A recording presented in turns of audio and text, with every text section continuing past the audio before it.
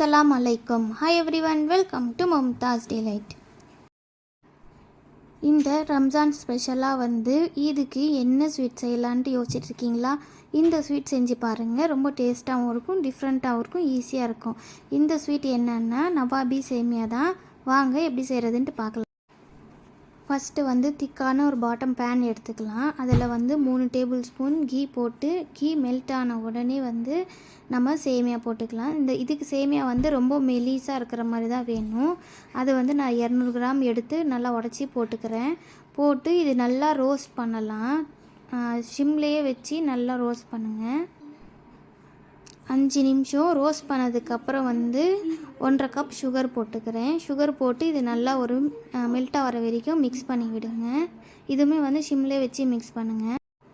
5 minutes sugar போட்டு நல்லா mix ஆன உடனே நான் 1 கப்பு பால் போட்டுக்கிறேன். பால் போட்டு நல்லா மிக்ஸ் பண்ணி விடுங்க.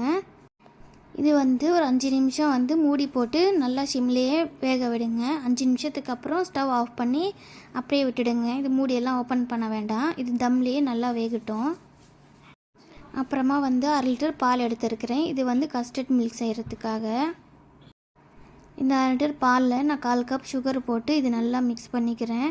மிக்ஸ் பண்ணதுக்கப்புறம் கொஞ்சம் 4 டேபிள் ஸ்பூன் மில்க் மேட் போட்டு மிக்ஸ் பண்ணிக்கலாம்.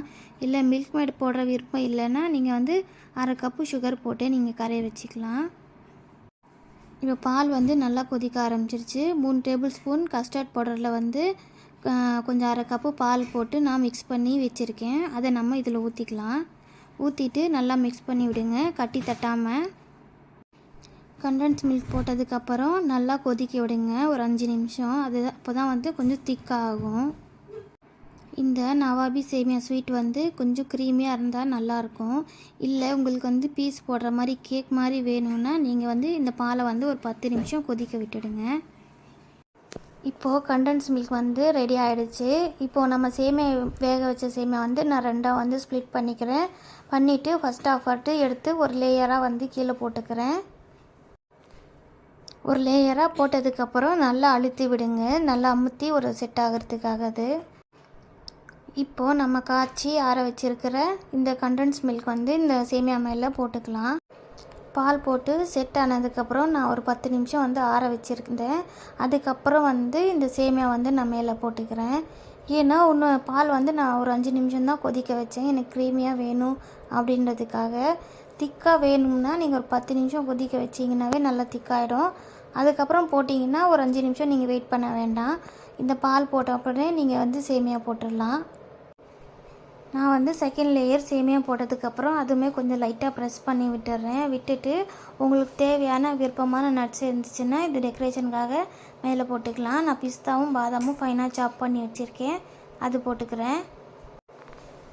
அவ்வளோதான். இது 2 மணி நேரம் ஃப்ரிட்ஜில் வச்சு சில்லுன்னு சர்வ் பண்ணால் ரொம்ப டேஸ்ட்டாக இருக்கும். இப்போது 2 மணி நேரத்துக்கு அப்புறம் நான் எடுத்து சர்வ் பண்ணுறேன். எந்த அளவுக்கு க்ரீமியாக இருக்குது பாருங்கள்.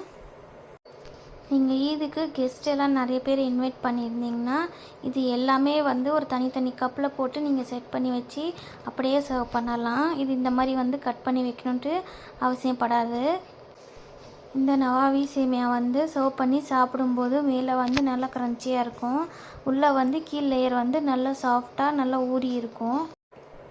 இந்த ரம்ஜானுக்கு இந்த நவாபி ஸ்வீட்டு நீங்களும் வீட்டிலே ட்ரை பண்ணி பாருங்கள். ட்ரை பண்ணி பார்த்துட்டு எப்படி இருக்குன்ட்டு கமெண்ட்டில் சொல்லுங்கள். உங்கள் ஃப்ரெண்ட்ஸ் அண்ட் ஃபேமிலிக்கும் ஷேர் பண்ணுங்கள். மறக்காமல் மும்தாஜ் டிலைட் சேனலை சப்ஸ்கிரைப் பண்ணுங்கள், லைக் பண்ணுங்கள். தேங்க்யூ ஃபார் வாட்சிங்.